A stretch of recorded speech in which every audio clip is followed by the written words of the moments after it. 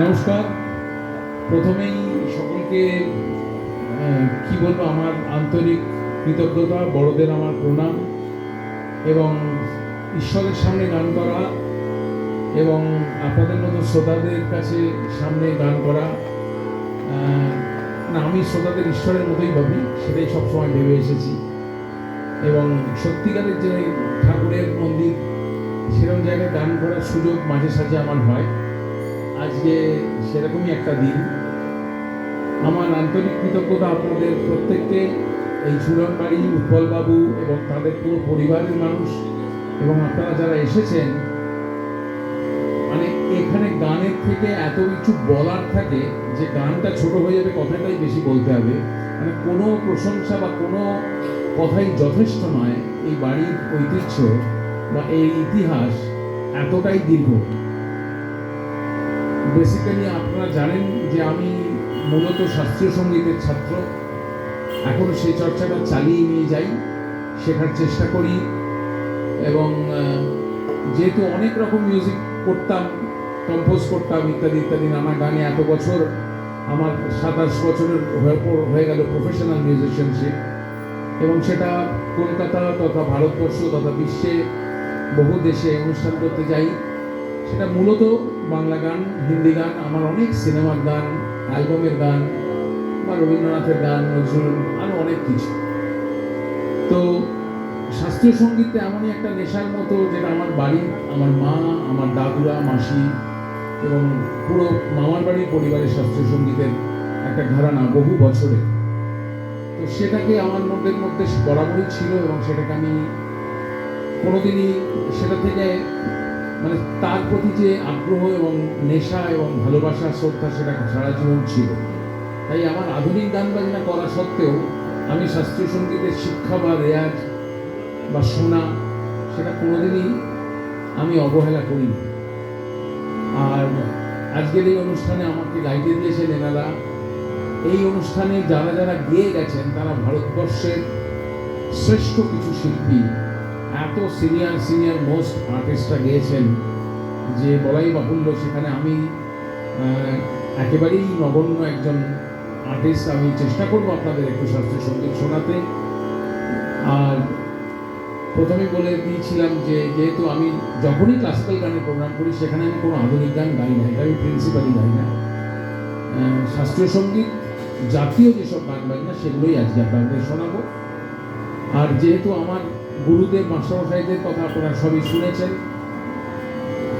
আমি যখন সঙ্গীত রিসার্চ একাডেমিতে চান্স পাই এবং গুরুজির কাছে ক্লাস করার সুযোগ পাই এবং এসআরের বিভিন্ন সময় জায়গায় গিয়েছি, গ্রাজুয়েশন টেস্টে বা অন্যান্য কোনো অনুষ্ঠানে, তখন যারা আমাকে গুরুজির মতনই স্নেহ, ভালোবাসা এবং আদর দিয়েছেন, তাদের মধ্যে দুজন আজকে আমার সাথে বাজাচ্ছেন। আমি এনাদের আমার গুরু স্থানেই রাখি। মানে এটা আমার কত বড় সৌভাগ্য যে যারা আমাদের বড় করেছেন, গান বাজনার অনেক কিছু শিখিয়ে বড় করেছেন, তারা আজকে আমার সাথে, আমি যদি ওনাদের সাথে এক আসনে বসার যোগ্যতা নেই আমার, কারণ ওনারা ভারতবর্ষের বেস্ট আর্টিস্টদের সাথে বাজিয়েছেন সারা জীবন। সেখানে বুঝতেই পারছেন আমি কতটা এক্সাইটেড, আমি কতটা উৎসাহিত, কতটা আনন্দিত যে জ্যোতিদা এবং সমরদার মতো দুজন মানুষ আমাকে সঙ্গত করার জন্য রাজি হয়েছে। তো এটা আমার কাছেও একটা বিশেষ দিন। আমি ভবিষ্যতে আবার এই সুযোগ কবে পাবো আমি জানি না, কিন্তু ওনাদের বলেছি যে আমার ভুল হলে তোমরা একটু বাজিয়ে ম্যানেজ করে নিও, এইটুকুনি আমার বলার। আর আজকে আমার সাথে আমার স্ত্রীও এসছে। আমাদের পুরো পরিবারই গান বাজনা, আপনারা জানেন আমার মেয়েরাও গান বাজনা করে, ফুল অন ক্লাসিক্যাল মিউজিক, আধুনিক গান ইত্যাদি ইত্যাদি। তোমরা আজকে আসতে পারিনি, কিন্তু স্ত্রী এসছে, এত সুন্দর একটা পরিবেশ, তার একটা সাক্ষী হয়ে থাকুক। তো এরপরে ওনাদের সমরটাকে যদি তাকে বলবো দু একটা কথা বলতে, আমরা গান শুরু করবো। মাইক আছে? আচ্ছা,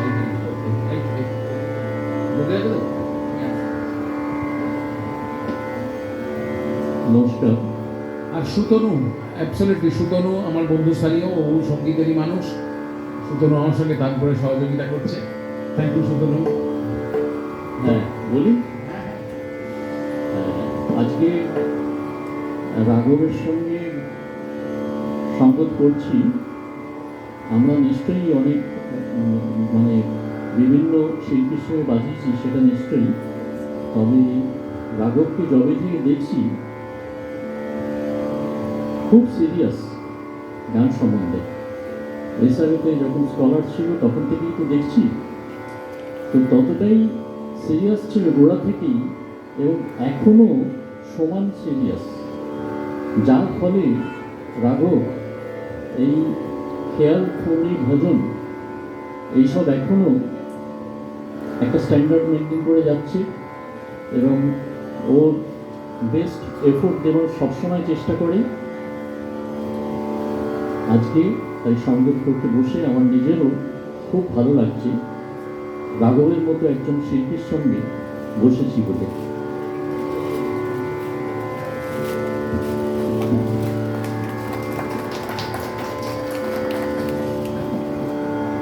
প্রত্যেকের প্রথমে নমস্কার জানাই। বয়োজ্যেষ্ঠ এখানে অনেকেই আছেন।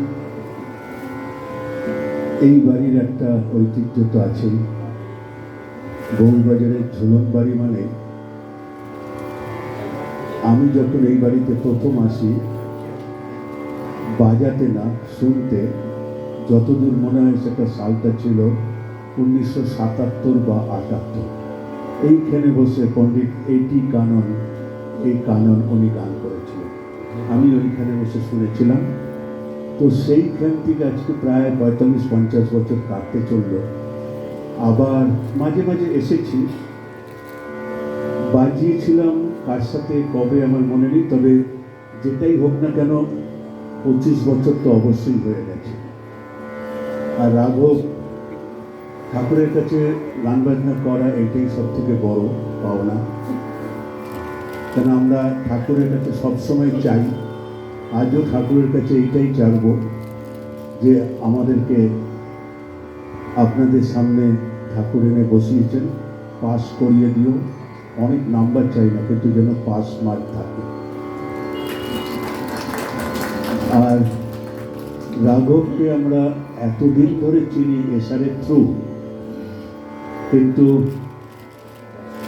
ফুল ফ্লেজেড একটা প্রোগ্রামে আজকে রাঘবের সাথে বাজাবার সুযোগ হলো, সেই জন্য আমি রাঘবকে ধন্যবাদ জানাই। সুযোগটা আমার, তোমাদের নয়। বোধ সাইড। তো আমার বায়োডাটাতে রাঘবের গুরু, তার গুরু সবার নাম আছে, কিন্তু রাঘবের নাম নেই। কালকের থেকে আমি রাঘবের নামটাও আমার বায়োডাটা দিয়ে দেবো। চলো, কথা প্রচুর হয়ে যাবে, এবার আমরা গান বাজনায় ফিরে যাই। নমস্কার।